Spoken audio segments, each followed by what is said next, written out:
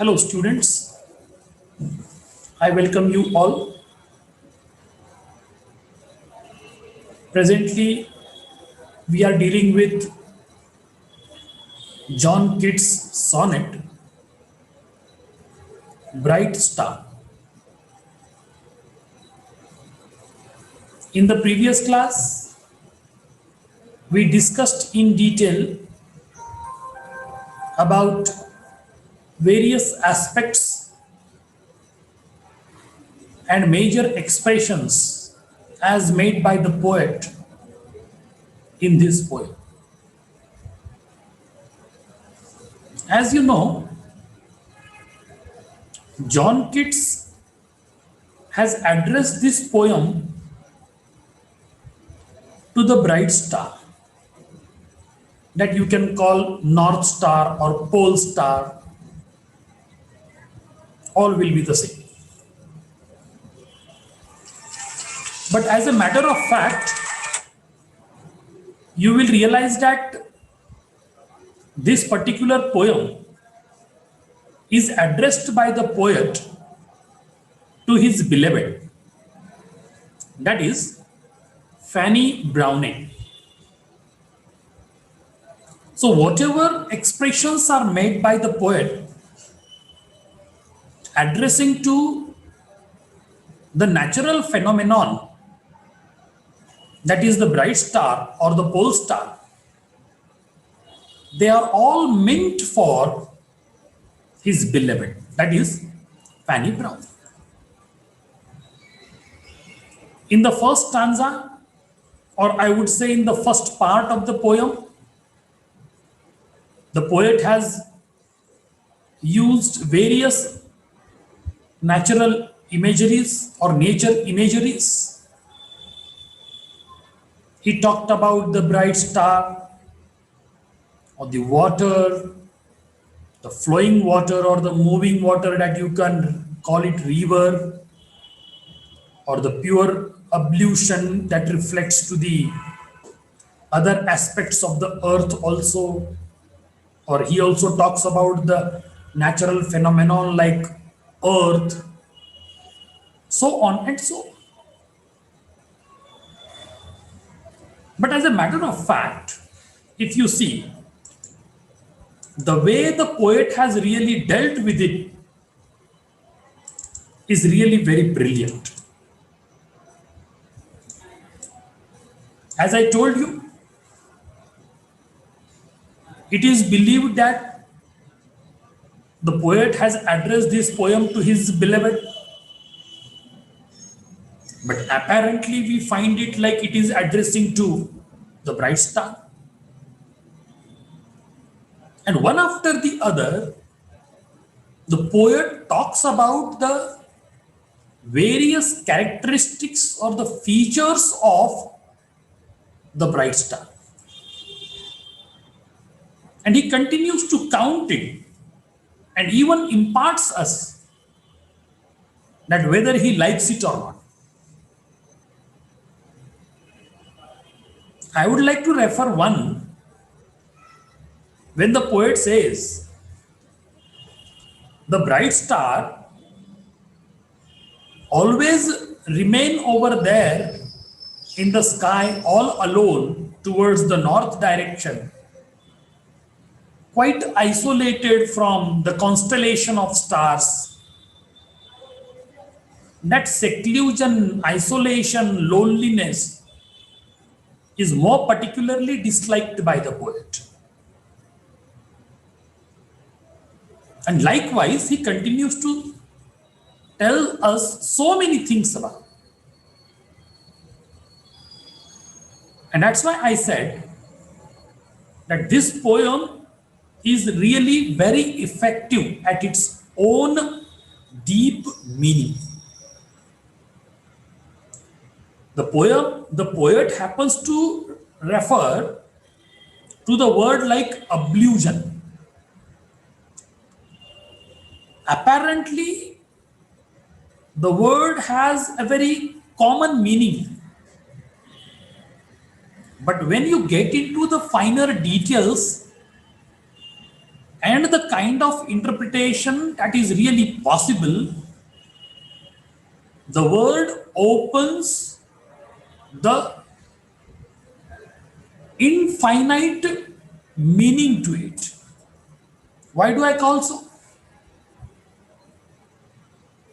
Because the image of the hermit, as you call it in the poem Eremite, is compared to the other images of nature.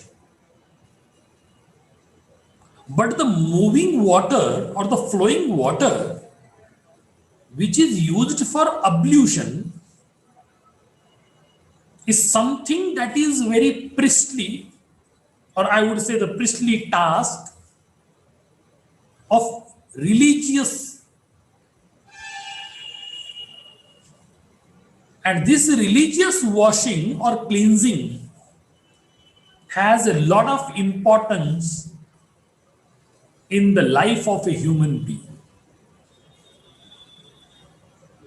You cannot imagine the presence of the human being in the absence of a culture. When you call or when you pronounce the word culture, in Marathi generally you call it Sanskriti. And how do I define Sanskriti? Sanskriti means Sanskar Yukta Kriti. The action that reflects certain sanskaras of your own family, society, culture, civilization, religion, so on and so on. So the word culture has a very deep meaning and a very vast meaning also. So when the poet talks about the purification, it is not only the purification of the body with the help of water, flowing water. Purification that of soul is also equally more important. Similarly, the poet wishes to express that these phenomena of nature are immortal.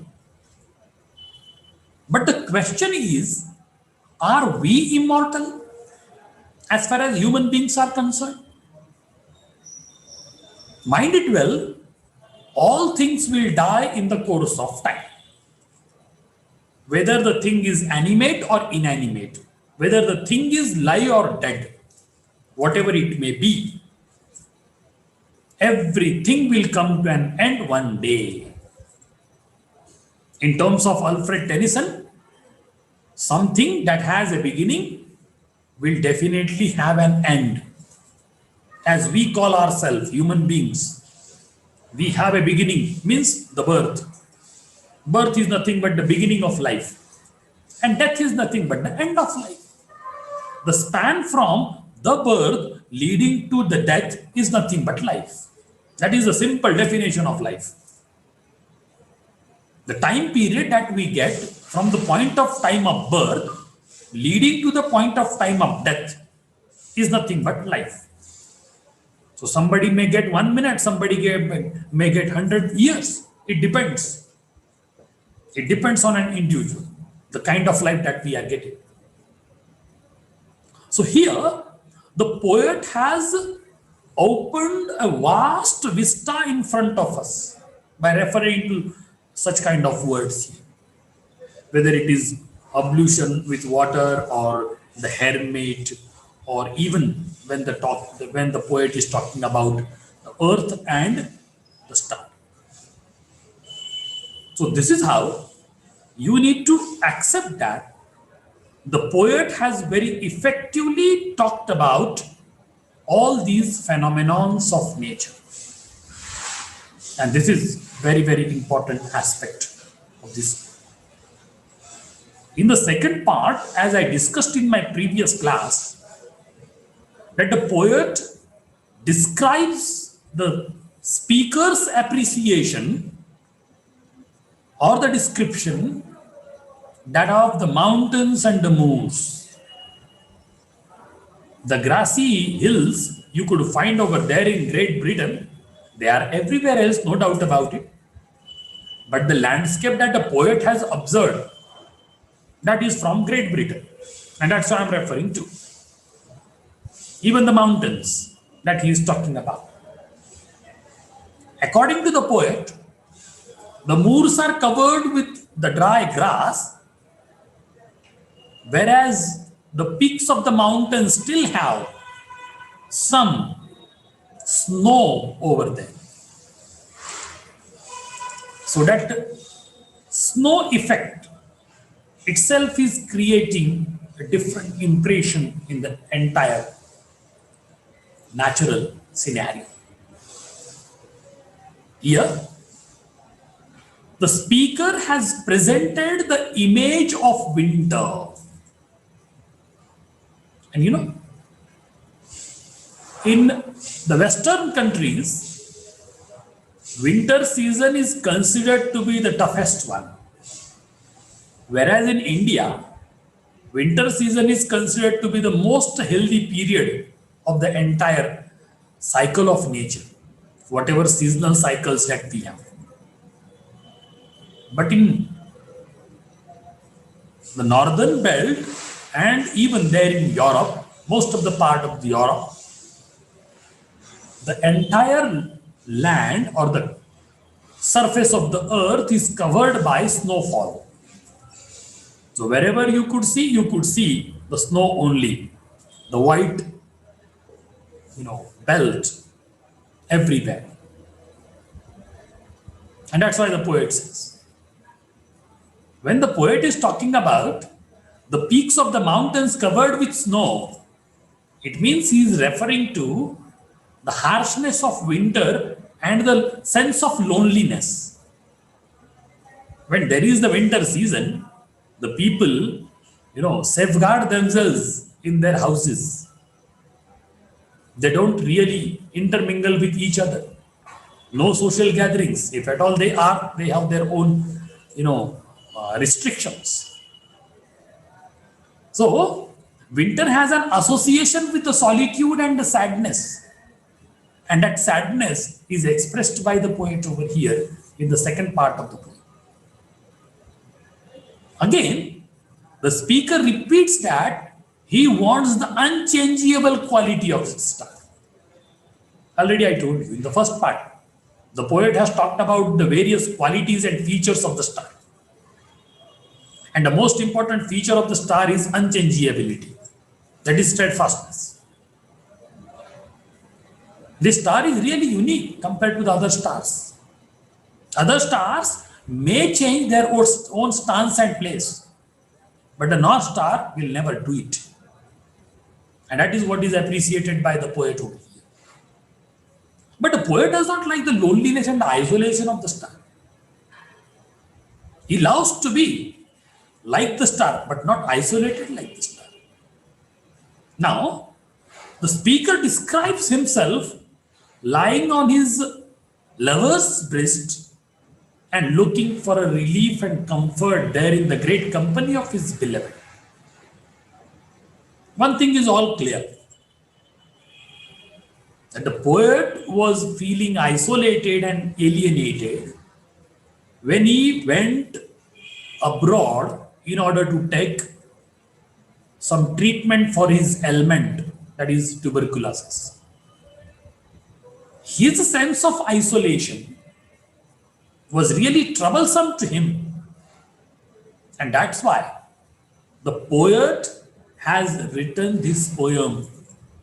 And whatever expressions that he made, they are all about his own feeling for his own beloved, and he wanted the great company of his beloved.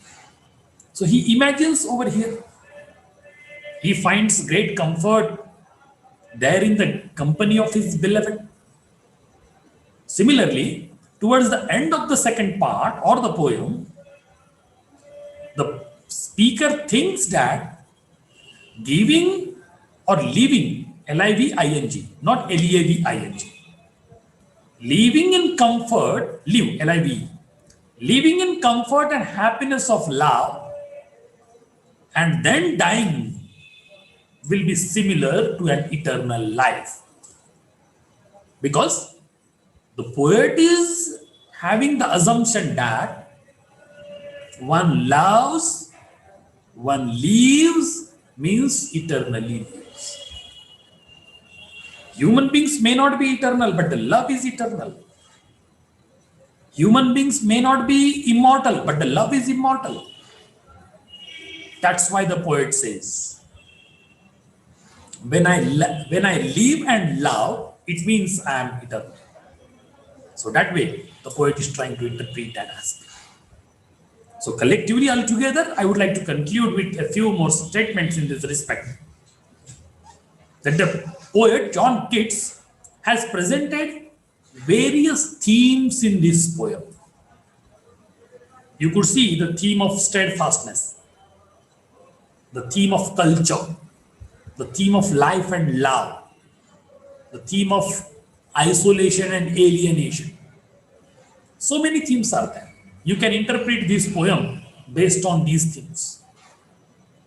One of the important themes that I found over here is that of the human wish. You know, we have different will and wish in our life. And we want to make our life eternal. But can we really make it? Are we eternal? Of course not. We are not immortal. We are mortal. One or the other day we have to die. You cannot shun death. प्रत्येकाला मृत्यू अटळ आहे. No one can shun death. So death is a mandate of life, I would say. So the poet gives expression to this longing over here in the poem, and at the same time, it also states that the human life is essentially temporary. This is the fact of life. Is our life a permanent one? Is our beauty a permanent one? No. Neither the life nor the beauty is permanent. So whatever span of life that you get, starting from the point of time of birth, leading to the point of time of death called life, we should enjoy happily. We should really live it to the extremes level. And then only we can make it a full-fledged one, a complete one. So here, the poet has beautifully expressed. But one thing you need to remember, that John Keats, since he belonged to the Romantic era, he belongs to the second phase of Romanticism, I would say. He was the second generation poet of the Romantic period. So the poet has shown admiration to the various aspects and phenomena of nature. Similarly, he talks about love, because the theme of nature and the theme of love are always brought together by the Romantic poet. So he admired the serenity of natural beauty. He talks about water, snow, river, sea, or covered mountains, mountain peaks with snow, okay, the star, the earth, and so on. It indicates that the poet has strongly used the nature imagery in order to create the effect of reality. And one thing we need to remember, towards the conclusion, I would like to say, change is the law of nature. You cannot stop the change. If you stop, means you are no more, you are nothing. Right? So change is the law of nature. We have to accept change for every moment of our life. Opposing change would mean opposing human life, opposing nature. So can we go against nature?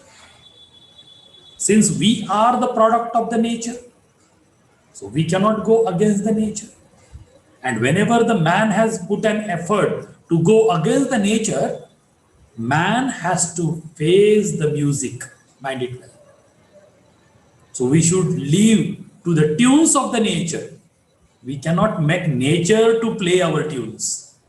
So that is also very important over here. And hence, towards the end, I would say the speaker comes to the understanding that one can experience eternity in this life, in this mortal life, through true love only. So, what is the foundation of our life? The foundation of our life is true love.